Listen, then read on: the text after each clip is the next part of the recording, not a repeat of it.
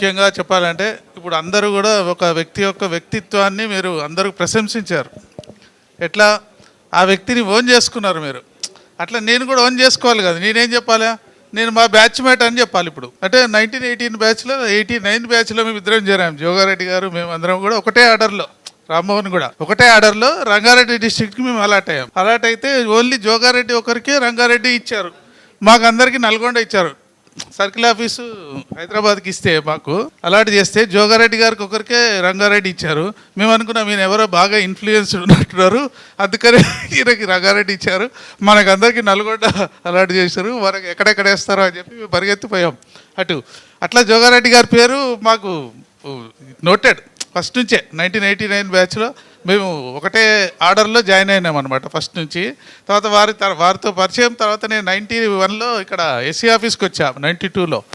అప్పటి నుంచి వారు ఇక్కడ ఈ బిల్డింగ్కే పనిచేస్తున్నారు. ఈ బిల్డింగ్ ఎస్టిమేట్ అంతా కూడా నా దగ్గరే ఉండేది సర్కిల్ ఆఫీస్లో. అక్కడ అప్పుడు జ్ఞానేశ్వర్ గారు ఉండేవాళ్ళు, ఆయన దగ్గర రవీంద్ర కుమారు, రవికుమారు, జోగారెడ్డి వీళ్ళందరూ కూడా ఆయన దగ్గర పనిచేసేవాళ్ళు. అట్లా ఈ బిల్డింగ్తో అనుభవం ఉంది మాకు, ఈ మన ఈఎన్సీ ఆఫీస్ బిల్డింగ్. తర్వాత వారితో పరిచయం అప్పటి నుంచి ఉంది, కానీ మేము కలిసి పనిచేయడం అంటూ ఎక్కడ లేదు. కొలీగ్సే కానీ డిఫరెంట్ ప్లేసెస్లో పనిచేస్తున్నాము.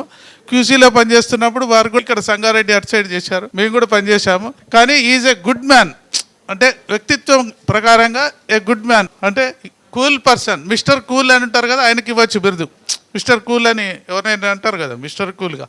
అట్లా కూల్ పర్సనాలిటీ అయినా కూడా is a calm personality, but is an efficient ఇది ఆఫీసర్. ఇది మన డిపార్ట్మెంట్లో కూల్గా, అంటే ప్రతి దాంట్లో కూడా సక్సెస్ఫుల్గా రన్ చేయడం అనేది చాలామందికి జరగకపోవచ్చు, కానీ తను మాత్రం పనిచేసిన ప్రతి స్టేషన్లో ఈ అండ్ ఇది ఈజ్ నేమ్. అండ్ ఇప్పుడు ఎప్పుడైతే నేనేంటంటే నాకు ఫ్రెండ్షిప్ కూడా ఉంది, ఎందుకంటే మేము కొలీగ్స్ కానీ ఎరా అని మాట్లాడుకుంటుండే అశోక్ అందరూ ఉండేవాళ్ళము గ్రూప్లో.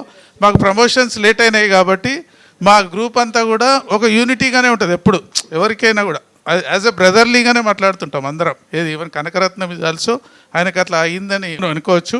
కానీ గ్రూప్లో మేమందరం కూడా బాగిలింగంపల్లిలో ఇది ఉంది కదా గార్డెన్లో, ఆ దాంట్లో కూర్చొని ఎన్నో రోజులు ఎన్నో డిస్కషన్స్ అవన్నీ జరిగి వారే లీడ్ చేసేవాళ్ళు. జోగారెడ్డి గారే చాలా టీలు తాగి కాఫీలు తాగి ఈ విధంగా కేసులకి వాటికి కొట్లాడి మాకు 3 years లేట్ అయింది ప్రమోషన్స్ అందరికీ.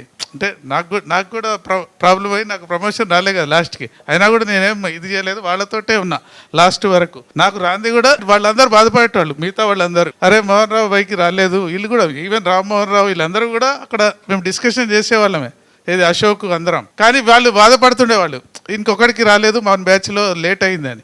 లాస్ట్లో వాళ్ళందరూ చేయలేదు, కానీ జోగారెడ్డి వల్లే అయింది నాకు ప్రమోషన్, కానీ ఎస్సీగా కానీ సిఈగా కానీ. అంటే a friend in need is a friend in deed అనమాట. దట్ సూటబుల్ టు హిస్ ఇది. Is a good character of ఇది మనిషి. అంటే ఎక్కడ ఉన్నా కూడా ఆయన ఆరోగ్య ఐశ్వర్యాలతో ఉండాలని కోరుకుంటూ భావి జీవితం ఇంకా బ్రైట్గా ఉండాలని కోరుకుంటున్నాను. ఇంకా ఏంటంటే ఓన్లీ ఉద్యోగానికి మాత్రమే మనం రిటైర్మెంట్, మిగతా ఇది ఒక్కటే మనం లైఫ్ అనుకున్నాం కాబట్టి ఇప్పటిదాకా ఇది పోతే ఇంకోటి లేదు అని అనుకుంటున్నాం. కాదు, ఒక్క ఉద్యోగం పోయింది అంతే, ఇంకా 99% నీ దగ్గర ఉంది. ఒక్క ఉద్యోగమే పోయింది. 99% 99 ఆపర్చునిటీస్ నువ్వు మిస్ అయ్యావు, అంటే నువ్వు టైం ఇవ్వలే. ఒక్క ఉద్యోగానికి 100% టైం ఇచ్చావు ఇప్పటిదాకా. ఇప్పటి నుంచి నువ్వు మిగతా 99% వాటికి టైం యువర్స్, నీదే. నీకు నువ్వు టైం ఇచ్చుకొని you make your life a bright one.